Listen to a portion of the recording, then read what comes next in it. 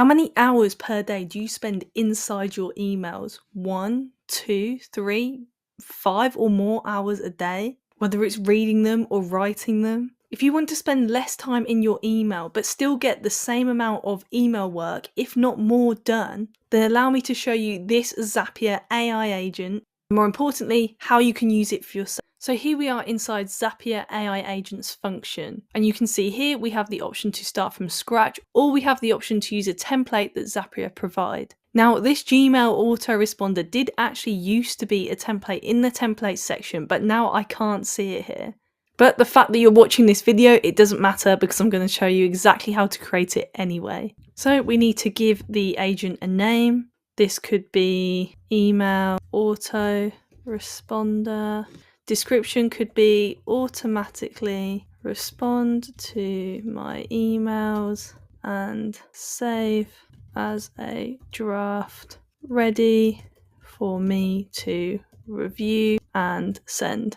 Or you could simply create an AI agent that automatically sends. However, me liking more control, I'm happy to spend a few seconds quickly reviewing and then hitting send. So finally we can hit start from scratch. And here is our ready AI agent. So it says, hi Mia, I'm looking forward to working together. To get started, you can ask me questions about live data, which is if we add data using this button here, or have me take an action in one of your apps, which we can do using the take action button here. If you have actions you want me to run on a regular basis, create a behavior, which we can do hitting this button here, or simply clicking this link inside this message. And that's exactly what we want the AI agent to do. We want it to run an action on a regular basis. So we can click create a behavior, then click create behavior. Now we can title this behavior, but for this example, I'll leave it blank. The next thing we can see is our trigger, and we can actually change this trigger from on demand to perhaps setting a schedule for it. So for example, say we want it to run every day, every hour, every month. We can set the trigger as when a Google form is responded or when a new row is added to a spreadsheet. There is so many options for the types of triggers that can trigger your automations. But for this example, we're going to leave it on demand. Now we move on to the instructions part of the behavior, and arguably this is the most important part when creating a behavior, because the AI agent will follow your instructions to complete the behavior. So in a way, the quality of your input, aka the quality of your instructions, will dictate the quality of your output.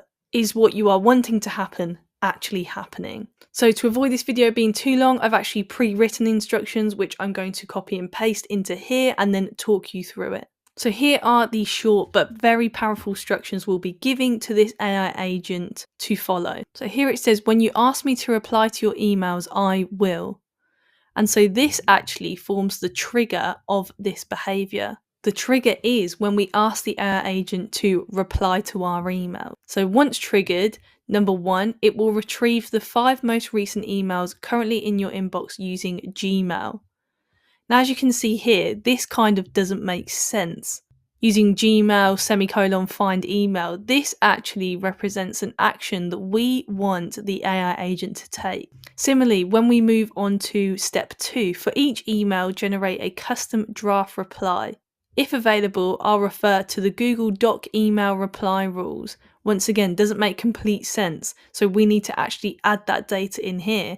The Google Doc email reply rules is an actual Google Doc that we can get our AI agent to refer to, of email response guidelines to tailor the response appropriately. This is like us giving AI an inch and not letting it take a mile, especially when it comes to something like replying to emails. If we are letting AI do that for us, we want to know the exact kind of responses that it is outputting. And hence why in step 3, I am asking it to create a draft reply for each email using Gmail, semicolon, create draft reply. So that states another action for our instructions needs to be added. However, like I said earlier, you can get it to simply create the email and send the email. So now I'm going to go in and edit the instructions with the correct data and with the correct actions for these instructions to hopefully run successfully. So the first one is here, Gmail find email. This states an action. So if we get rid of the words and then come down here and click take action, head to Gmail and click find an email. So now you can see the action has been added, but we do want to double check the settings to make sure the action will be taken in the way that we want it to be taken. So if we click this little cog here, it will take us into the action settings. My Gmail account has already been connected. And then here where it says search string, this is very important. Depending on what we dictate the search string to be will depend on what emails the AI agent can actually respond to. So there are many things we could actually set the search string to be. First of all, for us to be able to actually set something specific for the search string, we have to click on these arrows and click set a specific value for this field. Then this box here is where we can enter the search string.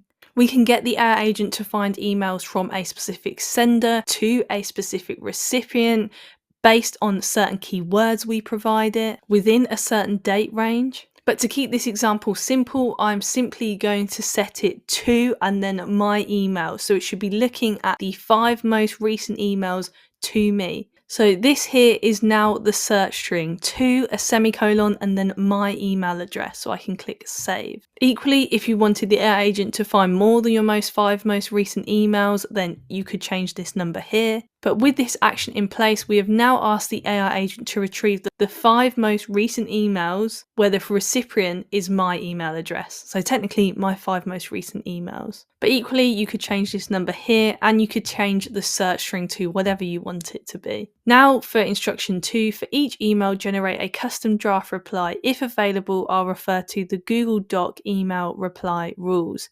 Now, once again, we need to add something in here. So we'll highlight this, delete it, and then add in. So if you click the / key, it will pop up with add a command and we can click find data. Now we can click add data source. This is a Google Doc.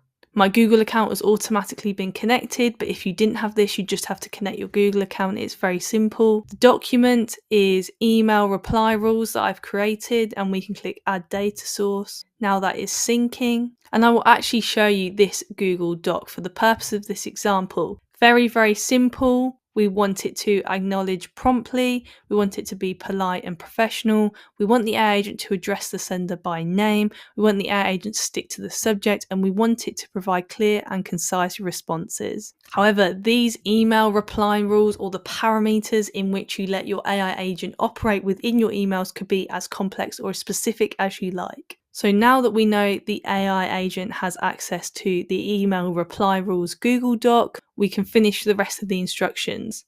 So it's going to use these to tailor the response appropriately, which is exactly what we want. And finally, in the last instruction, create a draft reply for each email using Gmail create draft reply. This is another action, so we'll simply highlight this, delete it, click the /sign, click take action. Now we want to head to Gmail once again. Scroll down to create draft reply. Make sure the settings are what we need the settings to be. So my Gmail account is automatically connected. We'll leave the thread as it is for now. We'll leave the body as it is for now. 2, we'll leave that as it is for now. And everything else we will keep the same. After we've tested, if we need to edit any of these settings, and of course we can come back and edit them. That's the whole point of the test phase within the AI agent. So we'll click save, and now that is our instructions complete. We can now save these instructions, and now we can test this behavior. So you can see the process has started. It is finding the emails. It says, I found your recent emails. Let me check if there are any email reply guidelines I should follow when drafting responses. It says matching content retrieved. Now it is creating a draft reply. So here is the body that it has produced, and it's actually responding to a test email I sent myself for another YouTube video that I filmed. So let's see what it says. Hi, thank you for sharing these AI automation recommendations for maintenance and repair services. The suggestions such as AI-powered scheduling and predictive maintenance solutions are particularly intriguing. I'd love to learn more about the specific tools or platforms you recommend for implementing these ideas. Looking forward to your insights. Best regards, Mia Wilkins from Mia Wilkins. That is AI replying to my emails. So now if I approve this, it will create that draft reply within Gmail, and there it is. Your personalized recommendations are here, which was a response to a previous test email I sent myself for another YouTube video that I filmed. And as you can see, that draft is waiting there, ready for me to review this and literally hit send. So now we know that these instructions produce our desired outcome. We could X off this behavior.